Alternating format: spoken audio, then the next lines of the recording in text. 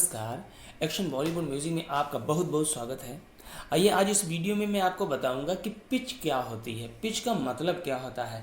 जब भी हम कोई गीत बजाते हैं तो आखिर हमारा गीत जो है हम सही तरह से स्केल क्यों नहीं ढूंढ पाते, और उसको जब हम सही से स्केल ढूंढ नहीं पाएंगे तो वो सही से बजेगा भी नहीं। ठीक है, तो पिच पिच का मतलब होता है कि गाना जहाँ से शुरू होता है, गाना जहाँ से शुरू होता है वो उसका स्केल नहीं होता।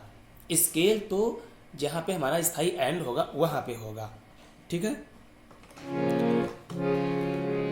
जैसे अभी हमने जो गीत गाया है जाने कहाँ गए वो दिन, ठीक है, इस गाने का अब जैसे इसमें हमारा जो है पिच क्या है, जा, ये जो हमारा सबसे पहला जा आएगा, जाने कहाँ गए जा। अब ये जो जा है ये हमारे माइंड में सेट है, हमें याद है, जाने कहाँ जा जा, ये जा जो है यही हमारी पिच है। अब देखिए, जाने कहाँ गए वो दिन कहते थे तेरी राह में नजरों को हम बिछाएंगे। अब अगर हम बार बार लास्ट में ला करके यहाँ पर रुक रहे हैं तो ये हमारा स्केल हो गया। अब इस गीत में क्या है, इस गीत में जैसे जहाँ से गीत शुरू हुआ वही उसका स्केल हो गया, सा रे गा पा धा सा। ठीक है, तो इसका स्केल कौन सा बना, ये। बाकी गीतों में क्या होता है, जैसे गीत जहाँ से शुरू होता है वो उसकी पिच होती है पर स्केल कहीं और भी हो सकता है। जैसे जीना यहाँ मरना यहाँ इसके सिवा जाना कहाँ। अब हमारा ये गीत शुरू कहाँ से हुआ, जीना यहाँ जी। अब जो जी है वो इसकी पिच है पर इसका स्केल क्या होगा, ये जीना यहाँ मरना यहाँ इसके सिवा जाना कहाँ। अब लास्ट में हम कहाँ रुके, यहाँ पे। तो ये हमारा स्केल है। हम जब स्थाई खत्म जहाँ करते हैं वो हमारा स्केल होता, पर जहाँ से हम शुरू करते हैं वो हमारी पिच होती है। अगर वो पिच आपको पता नहीं, जैसे हमने जीना यहाँ जी, अब ये जो जी है ये आपकी पिच है, तो ये आपको याद होना चाहिए। कोई भी गीत कहाँ से शुरू होता है ये आपको याद होना बहुत ज़रूरी। अगर याद है तभी आप उसको सही तरह से बजा पाएंगे, नहीं तो क्या होता है कई बार क्या स्टूडेंट बोलते हैं स्केल तो मिल गया लेकिन स्केल मिलने के बाद में भी नहीं बजता है। वो इसलिए नहीं बजता क्योंकि आपको गीत पूरा अच्छे से याद नहीं है। कोई भी गीत हारमोनियम या कीबोर्ड पे बजाने से पहले आपको गीत वो बहुत अच्छे से याद होना चाहिए, उसकी पिच याद होनी चाहिए। जैसे हम कोई दूसरा और गीत लेते हैं, आवाज दे के हमें तुम बुलाओ मोहब्बत में इतना न हमको सताओ, आवाज दे के। अब हमारे इस गाने का स्केल क्या हुआ, ये, क्योंकि हम दे के लास्ट में कहाँ रुके, यहाँ पे। तो अब शुरू हमारा कहाँ से हुआ, ये भी हमारा यहीं से शुरू हुआ, आवाज दे के। तो इस तरह से आपको पिच पता होना जरूरी। स्केल तो हमारा एफ शार्प हुआ लेकिन हमने शुरू कहाँ से किया, आवाज दे के हमें तुम बुलाओ। अब जैसे हमारा ये स्केल बन गया, अब यहीं से हम इसको राग डिसाइड कर लेंगे, सा रे गा पा धा सा, सा धा पा गा रे सा। अब हमने पा धा क्यों लिया, क्योंकि हम अंतरा में वहीं जाएंगे, अभी तो मेरी जिंदगी है परेशान। अब हमने यहाँ पे क्या लिया, अभी तो पा धा मेरी जिंदगी, माँ भी स्वर इसमें लगा, यानी हमारा ये गीत जो है ये राग शिवरंजनी में है पर माँ स्वर को इसमें सुंदरता के लिए प्रयोग किया जाता है। माँ स्वर इसका मूल स्वर नहीं होगा, ये राग हमारा संयोजनी बनेगा सा रे गा पा धा सा। लेकिन माँ स्वर को हमने सुंदरता को बढ़ाने के लिए गाने को यूज किया है। कोई भी ऐसा जो गीत होता है जिसका फॉर्मेट ऐसा होता है कि उसमें और भी स्वर लगते हैं, तो क्या होता है वो उसको गाने को सुरीला बनाने के लिए इधर उधर के स्वर यूज किए जाते हैं। इसलिए कोई भी गीत जो है वो एक राग में नहीं होता। ठीक है, तो इस तरह से आपको गीत याद होना चाहिए, पिच याद होनी चाहिए। पिच का मतलब है जहां से हम शुरू करते हैं।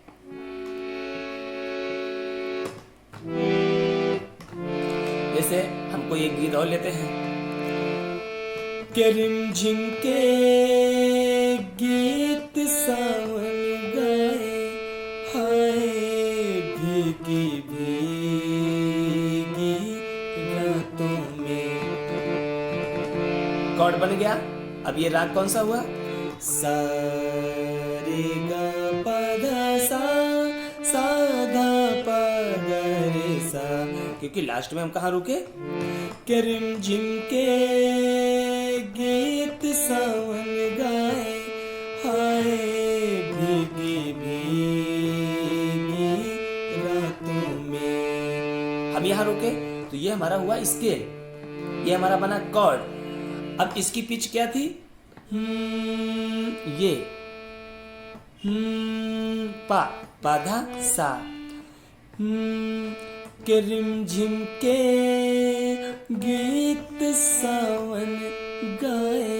अब देखिए इसमें भी हमारा राग शिरोंजनी है सा सा रे गा पा धा सा सा धा पा। अब ये क्या है? कोमल धैवत। ये कोमल धैवत भी इसमें प्रयोग हो रहा है। ये क्यों प्रयोग हो रहा है? क्योंकि सुंदरता बढ़ाने के लिए, बाकी ये राग का स्वर नहीं है। के रिमझिम के गीत सावन गाए। अब यहाँ पे उन्होंने क्या लिया? थोड़ा मिठास ली। गाए हाय, अगर ऐसे लेंगे तो वो चीज नहीं आएगी जो हमें चाहिए। इसलिए गाए हाय भीगी भीगी रातों में। इस प्रकार तो ये तो हमारे राग शिरोंजनी के और भी बहुत सारे गाने हैं। मेरा कहने का मतलब है कोई भी गीत आप बजाते हैं तो आपको उसकी पिच याद होना चाहिए। जैसे जीना यहाँ, मैंने जो गीत बताया जी ये पिच है। के रिमझिम के ये पिच है। के जब भी आप गाना ढूंढते हैं तो जैसे हमने ये गाना गाया के रिमझिम के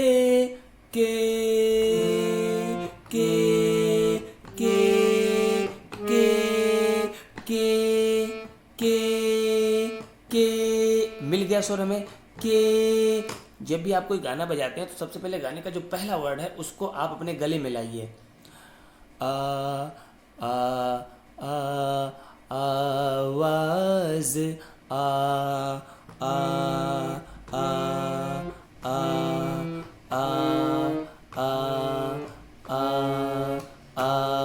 और एक चीज, जैसे गाना जो हमारे बने होते हैं वो ज़्यादातर यहाँ से लेकर के और यहाँ तक इतने बीच में बने होते हैं। ठीक है, नीचे का भी स्वर होगा तो भी वो इतने बीच में ही होगा, और ऊपर का होगा तो भी इतने बीच में। ज़्यादातर गाने इतने में ही होते हैं। तो गाने का सबसे पहला वर्ड अपने गले में लाइए, उसके बाद सी शार्प से शुरू कीजिए। अगर ऊपर का गीत है तो आप बटन दबा के जैसे ही देखेंगे तैसे आपको पता चल जाएगा कि हम कितना ऊपर और जाएं। नहीं तो सी शार्प से आप ढूंढना शुरू कर दीजिए।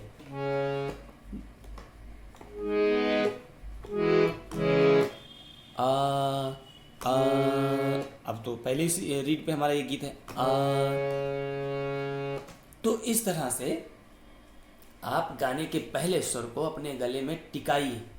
जब वो टिक जाएगा तो आप बहुत ही आसानी से उस गीत को वहाँ से शुरू कर पाएंगे। ठीक है, तो ये होती है पिच। पिच का मतलब पहला वर्ड अपने गले में लाना है और उसको गले पे, जैसे क्या होता कई बार के और क्या होता दूसरा रीड जैसे स्टूडेंट दबाता है तो इसे वो अपनी आवाज़ को भी बदल देता है। जैसे हमारा ये क्या था के वो अपनी आवाज़ को भी रीड के साथ ही झुका देता है, तो क्या होता है फिर वो कभी मिलता ही नहीं। हमारा के अटल रहना चाहिए। के के के के के के हम रीड तो कोई भी दबा रहे हैं लेकिन हम अपने स्वर पे अटल हैं। के के के के जैसे हम उस स्वर पे जाएंगे वैसे हमारा स्वर उसको पकड़ लेगा। ठीक है, तो इस तरह से आप इसको समझें और फिर गाने को निकालें, तो उम्मीद करता हूँ आप ज़रूर निकाल पाएंगे। दूसरी चीज़ कि आपने अगर प्रैक्टिस आपका बहुत हल्का है तो आप गाने को जल्दी से नहीं निकाल पाएंगे, क्योंकि लय और स्वर को समझना ये आसान बात नहीं है। इसमें जब तक आप इस हारमोनियम को या कीबोर्ड को खूब प्रैक्टिस नहीं करेंगे, हर स्वर को बजाएंगे नहीं और उसको समझेंगे नहीं, तब तक स्वरों का नॉलेज नहीं होता। बहुत सारे स्टूडेंट बोलते हैं सर स्वरों का नॉलेज कब होगा? अरे स्वरों का नॉलेज कहीं ऊपर से थोड़ी आएगा जो आपके मन में सेट कर दिया जाएगा। स्वरों का नॉलेज आपको समझना है। सा रे, हमने बिना ही दबाए रे लिया है, रे फिक्स बैठा। तो क्या होता है, जैसे आप जब सा के बाद रे पे जाते हैं तो आप उस समय ध्यान दें, सा रे गा मा, ये स्वरों के बीच की दूरी है। इनको जब तक आप पहचानने की कोशिश नहीं करेंगे तब तक कुछ नहीं होगा। इसलिए स्वरों का नॉलेज आपको स्वयं अपने आप करना है, अपने आप इनको समझना है। कोई गुरु आपको घोर के नहीं पिला देगा ये लो स्वर और आप पी लो, नहीं। ठीक है, तो जब भी आप इसको बजाते हैं तो हर स्वर पर रुक रुक करके उसको समझिए कि इसका लेवल क्या है, इसका ट्यून क्या है। सा पा, सा के बाद पा की दूरी क्या है, सा पा सा पा सा धा सा धा सा धा सा धा। मुझे सब पता है, इसलिए मेरा क्या है, मेरी रीड उंगली से उठती है तुरंत उसी रीड पे पहुंच जाती है जहां उसको जाना है। और ये 1-2 दिन में नहीं हुआ, मैंने बहुत प्रैक्टिस की है। मैंने 5 साल बहुत ही मेहनत की है, ये समझ लीजिए आप, तब जाकर के मैं हारमोनियम को बजा पा रहा हूँ। और आप मेहनत करेंगे तभी आप भी इसको बजा पाएंगे। ये बातों से या एटीट्यूड से नहीं आता। बहुत सारे स्टूडेंट ज़बरदस्ती करने लगते हैं कि मुझे बजाना क्यों नहीं आ रहा, मुझे 3 साल हो गया। 3 साल हो गया, समय 3 साल हो गया, प्रैक्टिस थोड़ी 3 साल हुई है। अगर आपने 3 साल प्रैक्टिस की होती तो आप ज़रूर बजा लेते। ठीक है, इसलिए इस पे गुस्सा करने से या टीचर पे गुस्सा करने से कुछ नहीं होगा जब तक आप स्वयं को उसमें नहीं ढालेंगे। आप स्वयं को उसमें ढालिए, हर चीज़ को समझिए और आप समझेंगे तो आप ज़रूर बजा पाएंगे। ठीक है, मिलते हैं अगले वीडियो में किसी और जानकारी के साथ। तब तक के लिए नमस्कार।